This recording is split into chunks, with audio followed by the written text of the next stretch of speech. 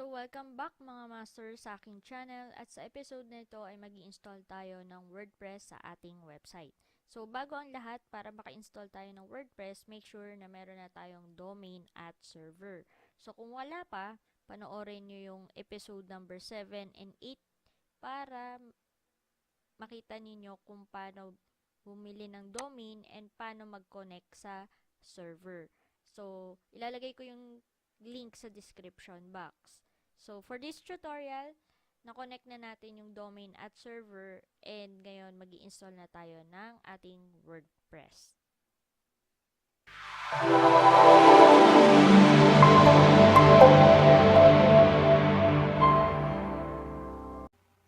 Okay, so let's check. So, ayan. So, index off.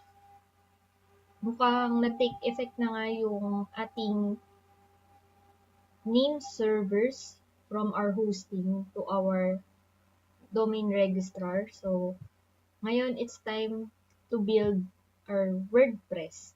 So, dun tayo mag-build ng website. So, kailangan lalagyan muna natin ng WordPress yung domain natin. So, paano gagawin? Punta ka lang sa hosting server mo. So, in my end, I'm using web hosting pad. Log in. So, after logging in, punta tayo sa cPanel ng domain natin. So, cPanel. And then, hanapin natin yung WordPress. So, ayan. WordPress. So, mag-i-install tayo ng WordPress sa ating website. So, yan yung WordPress. Just click install now. So, ayan yung mga website ko kung saan in-install ko yung WordPress. So, just click install now. Then, select lang natin yung domain natin. So, in my end, pinoyhomebuyer.com. So, hindi pa siya HTTPS. So, HTTP lang. Then, in directory, tinatanggal ko yung WP. So, bakit?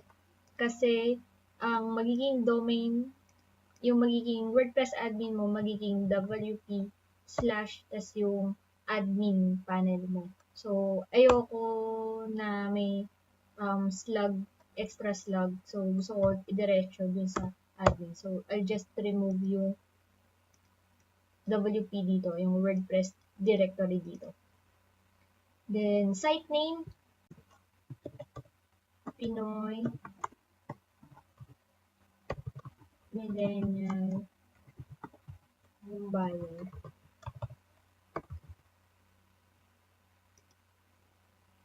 So, site description. Ayan. So, site description. Then, admin username. So, gamit ako ng Sarah pa rin.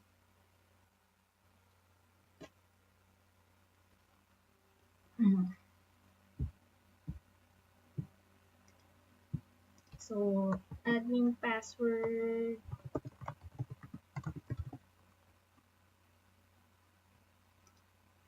Then, admin email. So, palitan ko to as Sarah. So, sarah@pinoyhomebuyer.com. Then, English.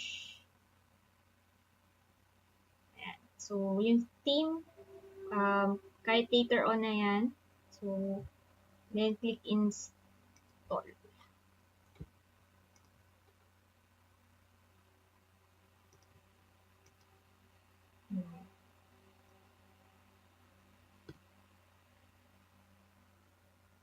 So, ayan. Let's see. And, here we go. So, congratulations! The software was installed successfully. So, ito yung admin panel natin. So, visit natin yung admin panel natin.